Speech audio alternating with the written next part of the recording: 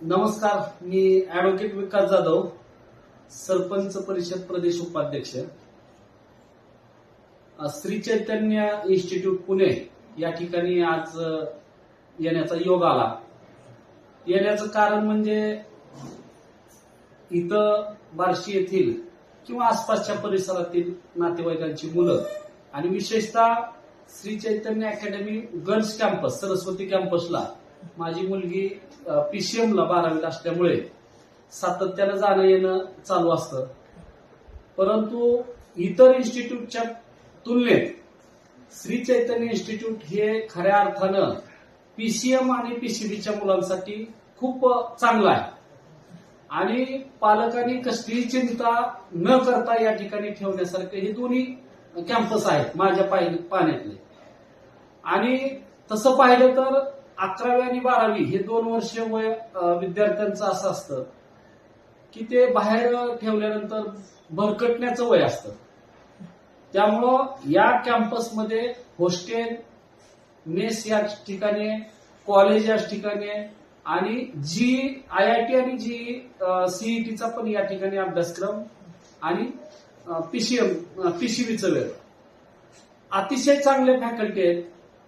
उत्कृष्ट त्यांचं सकाळपासून संध्याकाळचं पर्यंत शेड्यूल जर पाहिलं तर याच ठिकाणी विद्यार्थी ठेवले पाहिजेत असं माझं प्रामाणिक मत आहे.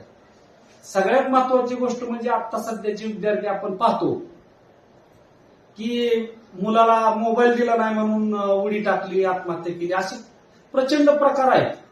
ते मुलं ऍडिक्ट झालेत मोबाईलला, त्यामुळे अनेक प्रकार घडत आहेत. तर या दोन्ही कॅम्पसचं वैशिष्ट्य की विद्यार्थ्यांना कसलाही मोबाईल अलाउड नाही आणि पालकापेक्षाही जास्त कष्ट घेऊन इथल्या स्टाफ आणि सगळे अकॅडमिक जे प्रिन्सिपल आहेत, विशेषतः विनोद सरांचं मी कौतुक करतो. दोन्ही कॅम्पसला त्यांचं लक्ष असतं. छत्रपती शिवाजी कॅम्पस जे आहे इथं आतापर्यंतचा रिझल्ट पाहिला तर प्रचंड IIT मध्ये किंवा चांगल्या इंजिनिअरिंग कॉलेज किंवा शासकीय इंजिनिअरिंग कॉलेजला अनेक विद्यार्थी, शेकडो विद्यार्थी या ठिकाणाहून लागलेले आहेत. या कॅम्पस इथं पुण्या या ठिकाणी श्री चैतन्य अकॅडमीचं सुरू झाल्यामुळं महाराष्ट्रातील विद्यार्थ्यांची सोय झाली. आम्ही याच कॅम्पसच्या संदर्भानं श्री चैतन्यचा अभ्यासक्रम चांगला आहे म्हणून मी आणि आमचे सहकारी हैदराबादला गेलो होतो आणि त्या ठिकाणी आम्हाला कळलं की पुण्यात यांचे कॅम्पस आहेत म्हणून आम्ही या ठिकाणी आलो. खरंच कौतुकास म्हणजे शब्दात वर्णन करता येणार नाही असे पुण्यात निवासी कॅम्पस आहेत.